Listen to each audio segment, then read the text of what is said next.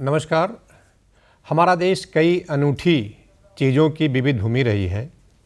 हथकरघा पर किए गए सभी छोटे छोटे कामों की पूरी दुनिया में प्रशंसा होती है, पसंद किया जाता है और इसमें प्रयोग किया जाने वाला प्रत्येक धागा भारतीय संस्कृति को दर्शाता है। तो इसी संदर्भ में बातचीत करने के लिए आज हमारे साथ हैं हथकरघा एवं वस्त्र उद्योग वाराणसी परिक्षेत्र के सहायक आयुक्त अरुण कुमार कुरील। अरुण जी, आपका कार्यक्रम में बहुत बहुत स्वागत है। नमस्कार। हथकरघा एक तरह से कहा जाए कि हमारे देश में बहुत दिन से ये उद्योग स्थापित है। ऐसे में इसकी विरासत, सांस्कृतिक धरोहर को बचाने के लिए काफ़ी कुछ परिवर्तन भी आप लोगों ने किया है। तो एक तरह से कहा जाए कि हथकरघा का सांस्कृतिक महत्व किस तरह से है? हथकरघा का देखा जाता है कि ये वैदिक काल से भी ये देखा जा रहा है कि जब यज्ञोपवीत होता है तो उसमें धागा जो है वो यज्ञ के लिए होता है। दूसरी बात, वो धोती जो पहनते थे उस समय भी ये था। उसके बाद मुग़लों के शासनकाल में भी देखा जा रहा था कि ये हथकरघा का कार्य बहुत अच्छी तरीके से, बहुत डिज़ाइनिंग और बहुत वो हो रहा था। वर्तमान समय में भी हम लोग हथकरघा के नए नए प्रयोग करवाए जा रहे हैं। इसमें इस बार हम लोगों ने इनको जैकार्ड की जगह हम लोगों ने इन्हें इलेक्ट्रॉनिक जैकार्ड की उपलब्धता कराई है, जिसमें मतलब जो हाथ से करघा जो है उस पर एक इलेक्ट्रॉनिक जैकार्ड लगता है। जो डिज़ाइन बनाते थे तो डिज़ाइन के पत्ता कटिंग की जगह पर अब हम लोगों ने इलेक्ट्रॉनिक जैकार्ड का प्रयोग करवा रहे हैं, जिससे उन्हें क्या हो रहा है कि आसानी से वो डिज़ाइन बदल सकते थे। पहले तो एक करघे पे ही डिज़ाइन का प्रयोग करा जाता था, एक पत्ता और हाथ से बनाते थे। हाथ से ही अभी बना रहे हैं, लेकिन केवल वो हथकरघे के ऊपर लगी है वो चिप के आधार पर अब वो डिज़ाइनें अपनी बदल करके उस पर बनाना चालू कर दी है। तो ये नया एक प्रयोग, मतलब कि एक तरह से कहा जाए कि विरासत भी हमारी बची हुई और उसमें आधुनिकता का समावेश कर दिया गया है। तो हम लोग हथकरघा की विरासत को बचाए रखें और ये भी है कि सभी को एक वस्त्र हथकरघा का अपने घर में रखना चाहिए। और ये सांस्कृतिक विरासत भी है कि जो हम लोगों को पूजा में भी हथकरघा के वस्त्र का भी प्रयोग करते हैं। शादी में भी जब हम लोग होते हैं तो बनारसी साड़ी का प्रयोग किया जा रहा है। तो इस तरीके की विरासत को बचाने के लिए कई कदम उठाए गए हैं, सरकार द्वारा भी उठाए गए हैं। माननीय प्रधानमंत्री जी ने भी कहा है कि सारे लोग कम से कम एक वस्त्र तो हथकरघा का पहने। हाँ, तो जिससे लोगों को एक तरह से रोजगार भी मिले और देश आर्थिक रूप से मजबूत सशक्त और मजबूत रहेगा। अरुण जी, एक तरह से कहा जाए कि कृषि के बाद जी हथकरघा जो है ग्रामीण क्षेत्रों में रोजगार स्थापित करने का एक तरह से कहा जाए दूसरा स्थान है जी हथकरघा का। जी। तो आर्थिक महत्व कितना है खास करके हथकरघा के क्षेत्र में? आर्थिक महत्व ये है कि इसका कृषि के बाद दूसरा रोजगार कहलाया जाता है, क्योंकि ये घर घर में करघे लगे होते हैं जिनसे पूरा परिवार जुड़ा रहता है। उनकी मतलब महिलाएं भी उनको कार्य में हाथ बटाती रहती हैं। तो जब दो लोगों का परिवार, एक परिवार होता है उसमें दोनों लोग कार्य कर रहे होते हैं, तो उससे क्या होता है उनके घर की आर्थिक मजबूत होती रहती है धीरे धीरे, और रोजगार का सृजन भी होता रहता है। उसी को देख करके उनके बच्चे भी डिज़ाइनिंग का काम या बनाने का काम सीखते हैं, पढ़ते भी रहते हैं और काम सीखते भी रहते हैं। तो इस तरह पूरे परिवार को मजबूती दी जाती रहती है। और गांव में जो लोग होते हैं कार्य करने, अन्य कार्य लोग भी जो होते हैं वो लोग भी इसको देख करके इसका कार्य सीखते रहते हैं और बढ़ता रहता है। तो ये एक तरीके का परिवार के लिए आर्थिक मजबूती का साधन है और लोगों को रोजगार मिल रहा है। अच्छा, इन लोगों को अपग्रेड करने के लिए जैसे आपने डिजाइनिंग की बात की, जी, तो किस तरह का प्रशिक्षण देते हैं? अब हम लोग इसमें क्या कहते हैं, इनकी डिज़ाइनिंग के लिए, डिज़ाइनिंग और डाइंग और वीविंग के लिए प्रशिक्षण दिया जाता है। इनको समर्थ योजना के तहत इनको हम लोग कई ग्रुप बना करके इनको प्रशिक्षण दिलाया जा रहा है। मतलब रंगाई भी के लिए भी, बुनाई के लिए भी और डिज़ाइन के लिए भी। बुनाई के लिए हम लोग 45 दिन का प्रशिक्षण देते हैं। उसमें उनको सहायता के रूप में 300 रुपये प्रति बुनकर के लिए धनराशि भी दी जाती है। इसी तरीके के डिज़ाइन में भी 15 दिन का प्रशिक्षण दिया जाता है और डाइंग में भी 15 दिन का प्रशिक्षण दिया जा रहा है। तो किसके द्वारा देते हैं? जो अच्छे जो मास्टर वीवर होते हैं, जो अच्छे वीवर होते हैं, उनको सेलेक्ट किया जाता है, उनके द्वारा उनको सिखाया जाता है। बुनकरों को नई नई डिज़ाइनों का भी दिया जाता है। अभी हम लोग क्लस्टर के रूप में भी इसको एक संगठित रूप से दे रहे हैं। बनारस में हम लोगों ने रामनगर में क्लस्टर में पिछले वर्ष में और इस वित्तीय वर्ष में 5 जगह पर बनारस में भी नए क्लस्टर का किया गया, जिसमें हम लोगों ने उनको डिज़ाइनर दे रहे हैं नए डिज़ाइन के लिए, और डिज़ाइनर से मार्केट को लिंक कराने के लिए भी कहा गया है। तो अब हम लोग उनको नए डिज़ाइन उपलब्ध कराएंगे और नए डिज़ाइन बनवा करके मार्केट में उनकी पहुंच बढ़वाएंगे। इस तरीके का मार्केट में उनको किस तरह से आप लिंक करते हैं? इसलिए कि आज तो ज़माना डिजिटल का है। जी। और ये कहा जाता है कि जो दिखता है वही बिकता है। जी। और समस्या आती है उनके सामने विपणन की भी, कि उनको अपने उत्पाद का उचित मूल्य नहीं मिल पाता है। तो उनको किस तरह से आप विपणन के लिए प्रमोट करते हैं? हम लोग विपणन के लिए 2 माध्यम बनाते हैं। एक तो ये होता है कि जो हमारे प्रदेश या देश में जो एग्जीबिशन लगती हैं, वो एग्जीबिशन में प्लेटफॉर्म हम लोग निःशुल्क उपलब्ध कराते हैं, दुकान उपलब्ध करा देते हैं और उनको आने जाने का पैसा दिया जाता है। दूसरा, आधुनिकता के रूप में अब हम लोग ई प्लेटफॉर्म का भी करते हैं, मतलब ई कॉमर्स के रूप में भी है।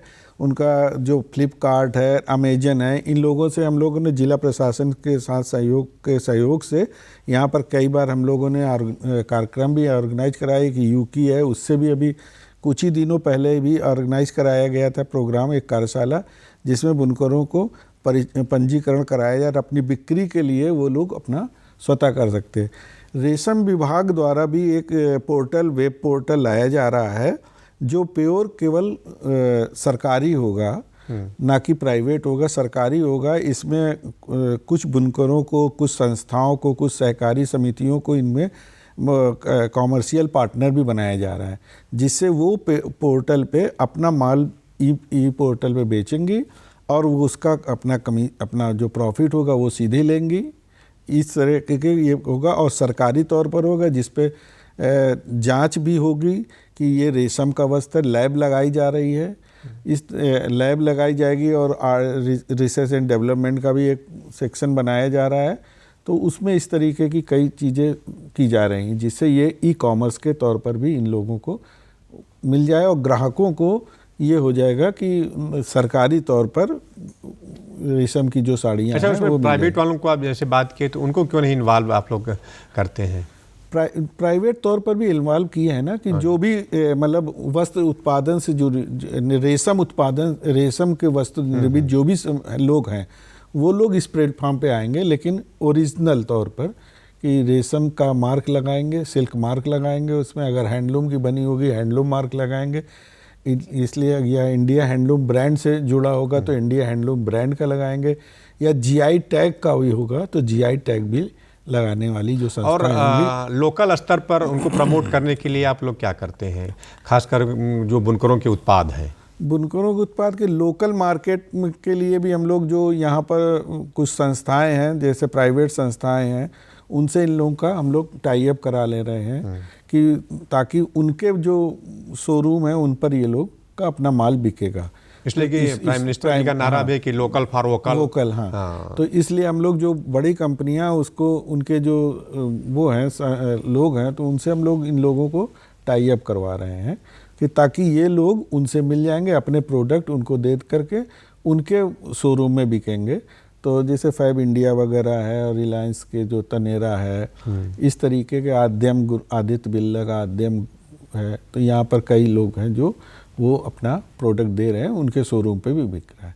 तो एक ये भी मार्केट का वो हम लोगों ने जरिया बनाया है। कि इसलिए किसी उत्पाद को तैयार करना तो आसान है, लेकिन बेचना थोड़ा कठिन रहता है। जी। अगर उनको बाजार मिल जाए तो निश्चित है कि वो एक तरह से अपना उद्योग जो है बढ़ाएंगे। जी, हथकरघा। ये अरुण जी, एक तरह से कहा जाए कि आर्थिक और सामाजिक उत्थान के लिए बुनकरों की सरकार किस तरह से मदद कर रही है और कौन कौन सी योजनाएं चला रही है? भारत सरकार और राज्य सरकार की यहाँ पर योजनाएं चलाई जा रही हैं।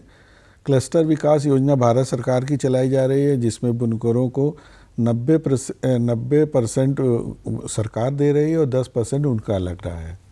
यह HSS स्कीम के तहत उनको दिया जा रहा है। उनके वर्कसेट बनवाए जा रहे हैं, उनको उसमें भी सरकार दे रही है। 1,20,000 रुपये उनको वर्कसेट बनाने के लिए दे रही है। तो यहाँ पे ये है। दूसरा, राज्य सरकार द्वारा भी मुख्यमंत्री हथकरघा वस्त्रोद्योग विकास योजना है और झलकारी बाई अनुसूचित जाति के लिए विकास योजना है, जिसमें उनको करघा खरीदने के लिए 60% राज्य सरकार और 40% स्वयं का उनको लगाना होगा। मतलब 1 लाख में 60,000 राज्य सरकार देगी, 40,000 उनको लगाना होगा। मतलब हम लोगों ने मिनिमम उसकी जो कीमत है वो 30,000 रुपये रखी है। उसमें से जो भी धनराशि 60% राज्य सरकार, और हम लोग एक बुनकर को 2 करघे भी दे रहे हैं और वर्कसेट का भी हम लोग निर्माण कराया जा रहा है उनमें। तो ये इस तरीके की यहाँ पर योजनाएं चल रही हैं राज्य सरकार की। सामाजिक उत्थान के लिए भी हम लोग बुनकरों को राज्य सरकार और केंद्र सरकार मिल करके उनका प्रधानमंत्री जीवन ज्योति बीमा योजना और प्रधानमंत्री सुरक्षा बीमा योजना के तहत उनका पंजीकरण करा रहे हैं, जिसमें से मात्र उनको 40 रुपये देना होता है। 198 रुपये राज्य सरकार और 198 रुपये केंद्र सरकार देती है। कितने तक का बीमा कवर रहता है? 2 लाख रुपए का प्रधानमंत्री जीवन ज्योति बीमा योजना। तो इनको बस सीधा है कि अगर इनका बैंक में अकाउंट है तो बैंक के द्वारा वहाँ फॉर्म भर करके जमा कर दें और उसका वो क्लेम हमारे यहाँ कर लें, तो हम लोग उनको जो पैसा है तो 40 रुपये छोड़ करके बाकी 198 रुपये राज्य सरकार का और 198 रुपये केंद्र सरकार का मिला के उनके अकाउंट में वापस भी कर देते हैं हम लोग। तो उनका एक तरह से कहा जाए कि एक सामाजिक सुरक्षा भी हो जा रही है और उनका पैसा भी नहीं लग रहा है। 40 रुपये मात्र पैसा लगता है उनका। तो अरुण जी, एक तरह देखा जाए कि उदारीकरण और निजीकरण के बाद जी बुनकरों के सामने या हथकरघा उद्योग के सामने एक बहुत बड़ी चुनौती उभर करके आई जी। इसलिए कि बहुत बड़ी जो है कपड़ा मिले इस तरह की आई। तो इस चुनौतियों से निपटने के लिए जी आप लोग किस तरह से काम कर रहे हैं कि हमारा जो हथकरघा उद्योग है वो बना रहे? हथकरघा उद्योग के लिए तो राज्य सरकार की और भारत सरकार की सारी योजनाएं जो चलाई जा रही हैं वो भी है, और उनके साथ साथ अगर इन हथकरघा उद्योग से लग करके जो वस्त्र उद्योग की तरफ जा रहे हैं, जो लोग अपना वस्त्र की फैक्ट्रियां लगा ले रहे हैं, उसमें भी राज्य सरकार द्वारा एक पॉलिसी लाई गई है। अगर कोई व्यक्ति 20 करघे लगा करके एक इंडस्ट्री को तौर पर चालू कर ले रहा है तो हम लोग 75% उनको उनके प्रोजेक्ट कास्ट का 75% हम लोग उनको दे रहे हैं, सब्सिडी अनुदान दे रहे हैं। लेकिन उसके लिए कि उनके पास 20 हथकरघा होना चाहिए। 20 हथकरघे में लगा करके वो एक इंडस्ट्री के तौर पर लोगों को रोजगार देवें, तो हम लोग उनको इस तरीके का भी कर रहे हैं। जो बच्चा IIST से पढ़ करके निकल रहा है और 35 साल की उम्र से कम है, अगर वो भी अपना व्यापार शुरू करना चाहता है हथकरघा के क्षेत्र में या पावरलूम के क्षेत्र में, वस्त्र के क्षेत्र में, तो उनको भी हम लोग इस प्रोजेक्ट पे एक हैंडलूम एंड टेक्सटाइल पॉलिसी 2022 है, उसके तहत इनको भी दे रहे हैं। इसी तरह निफ्ट के बच्चों को भी हम लोग अपना डिज़ाइन स्टूडियो खोलने के लिए उनको भी हम लोग दे रहे हैं कि वो अपना डिज़ाइन स्टूडियो खोलें। उस पर जो उनकी प्रोजेक्ट कास्ट होगी उसका 75% राज्य सरकार देगी। मतलब जो स्किल्ड बच्चे हैं उनको भी उनके लिए भी हम लोग ये लाए हुए हैं। 2022 से ये स्कीम लागू है और लोग इसका लाभ ले रहे हैं। और समय समय पर बुनकरों को आप प्रशिक्षित भी करते रहे होंगे कि उस समय के साथ जो अपग्रेड रहे। हम लोग बुनकरों को अपग्रेड भी रखते हैं और जागरूकता फैलाए रहते हैं कि आप लोग अपने उत्पादों में नई चीज़ें लाएं ताकि मार्केट में उनका उत्पाद बिकता रहे। ठीक है अरुण जी, आप एक महत्वपूर्ण विषय पर हमारे दर्शक भाइयों को इतनी अच्छी जानकारी दी। जानकारी देने और बातचीत करने के लिए आपका बहुत बहुत धन्यवाद। नमस्कार।